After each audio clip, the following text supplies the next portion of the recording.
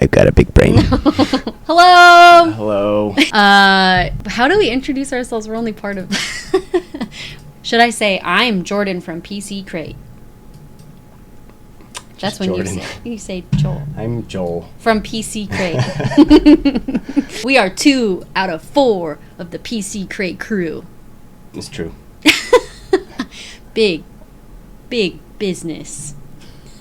We're big PC. Bringing to you, we're going to make a video. We're piggybacking off of Reddit trends. It's easy. It seemed like a good idea. Figured we'd bounce around on the different PC subreddits and just look at build help questions and whatnot. See what kind of shenanigans we can get into. See if we can find anyone to make fun of. Yeah, we're on Build PC.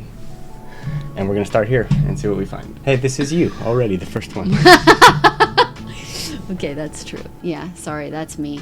I've given her back-to-back tests between 60 and 165 FPS, and there's just nothing. They all look the same. They are the same. I'm convinced this is a scam. I can't even begin to relate to this. There's a huge difference. On a big TV... Well, you should read it. I seriously can't tell the resolutions apart. My TV is a Samsung Q60, and I think it supports 120 FPS. I sit about 4 meters, 13 feet away on a couch, which I think is where the issue's coming through.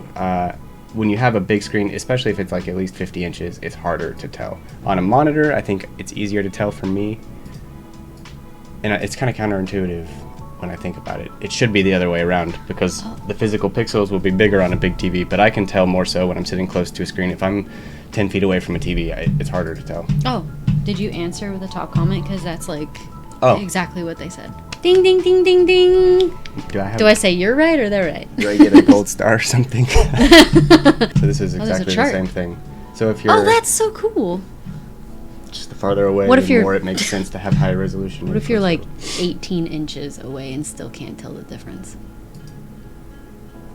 Isn't that about how far we sit from... Hypothetically, just hypothetically, say you're in a car and you're driving and it's night and you can't see anything. Are you qualified to decide if resolution change matters? How dare you? Say no. How dare you? Do I have to buy an anti-static wrist strap? Classic. The oldest question in PC building history. That's it. There's nothing else. That's the fucking answer. Simple. Okay. Yeah, I mean, it's so hard. I think Linus did a video recently about how hard it actually is to kill a video or to kill a part with static electricity. I think he partnered up with Electrostatic Boom. What's that guy's name? Electro Boom on YouTube. And they tried to kill some RAM with static electricity, and it was very difficult. I don't remember if they actually ended up. Well, then how did like anti-static wrist straps become a thing if it's not really a thing? I think. Is it big on modern straps? Hardware, it's more difficult. On older stuff, maybe it's a little easier. I can't remember, honestly. I'm sure they brought it up in that video. But yeah. I think it's big strap. Big strap. This is a pretty classic question for people that are, I mean, honestly, people that know stuff about computers. The old bottlenecking thing where it's like you have a low-end CPU, but you want to buy a modern GPU. This is the answer. If it was an older i3, certainly it could be because your CPU wouldn't be able to... The idea is that one of your parts can't keep up with how many frames the other part is trying to push. And it can happen. I think most people make a bigger deal out of it than it actually is. A 3070 is a pretty serious GPU. Like, it's no slouch. And this is an i3, but it's a new i3. And like this top comment says, it's like most modern stuff can handle it. And it certainly depends on what games you're playing. Like Counter-Strike is more on the CPU. It's not very GPU intensive. But yeah, it just depends, I'd say. They said they want to play Red Dead. Isn't that? Red Dead is poorly optimized across the board. I don't know if they fixed it, but when it came out, I built a computer for someone that wanted to play Red Dead, and all the benchmarks that I was looking at to try and figure out what parts to recommend him were just like, doesn't matter what you have. You could have a quantum computer and it wouldn't run Red Dead at 60 FPS. Huh. Family wants me to build them all PCs. Oh my goodness. Oh my gosh. My uncle found out I was building my sister a PC. He's wanted for a while for all his nieces and his one son to be able to all game together.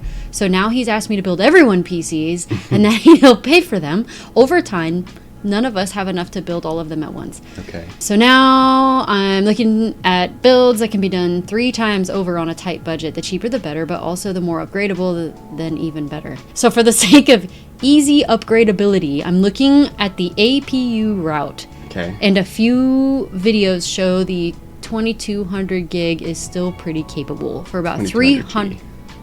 Sorry. Oh, did I say gig? Mm-hmm. Sorry. Oh, now I look dumb. For about $300 for each computer, the specs are as follows. Blah, blah, blah, boop, boop, boop. Interesting. I mean... Can you explain what's... I'm sorry. Stupid question alert! What's APU route? So the APU is like the Ryzen 5600G. So it's just... Oh, okay. It's got a graphics processor integrated onto the chip, on the CPU. So you can use it without a GPU. And like we sell our entry-level computer... that we sell at PC Crate is a Ryzen 5 5600G. I mean, it's definitely, like, if you're on a tight budget, it's going to be significantly cheaper than buying a GPU, but it won't game near as well as having a GPU. So it's all just what you can afford. So yeah, this is kind of actually what I would say almost. Oh, interesting. Do yourself a favor and let them buy pre-builds. So there's an issue that comes up with being the guy who built the computers, especially when it's for like a family or for like tech semi-illiterate people. It's just going to end up being a pain in the ass they're going to come to you for every single thing that goes wrong, and you're going to constantly be having to try and fix stuff. And when the dumb kid goes to a stupid website and gets a virus of some sort, it's all of a sudden your problem to fix it. It's just having the warranty from Buy Power or whatever PC Crate is going to save you a lot of heartache. And probably at the low end, you're not going to end up spending that much more than if you built it yourself. That's really good advice. I would not have thought of it that way, but that reason alone, that's a lot of computers to build. Yeah. I don't know what euros are. How many euros to $1? Oh, 1. This feels like a decent deal depending on how much it's been used. See, the only problem is a copper drop. I like this guy starting a YouTube series, Copper Drop. This always happens after once they even hint at new series coming out, every single question on Reddit is, should I wait for the new series? Should I wait? And it's like, first of all, it's not going to be out for a year. Second of all, when it's out, it's going to be out of stock for a year, and it's going to be so expensive. I mean, it's so not worth waiting because every time there's going to be new stuff coming out so shortly after. It's just the nature of technology. You should never wait. Just build what you can, and it'll be fine. Do you need a GPU now? That's the question. If you do, buy it. What would you guess the best PC for a budget of $2,700 is? What would I guess wait, say that again? $2,700 budget. Okay. Best bang for buck PC. Best bang for buck. Okay, here we go. I'm going to say $2,700. That's a pretty good budget. It's not bad. I would say a 3070, a Ryzen. You mean best just performance? Like most performance? Prices have dropped so much. Like that's a top bang for my buck. You're sounds not like doing bang for buck at $2,700. No, You're just getting a nice computer that's top of the line. That's what I was gonna ask. Wait, don't show me. Oh, I'm looking. Sorry. Wait. Okay, go. Okay. I was gonna say a 3070, but I guess 27. Let me start over. I'm gonna change my answer to a 3080, which I think is retailing for like what, $1,300 right now. More than that? Less than that? Yeah.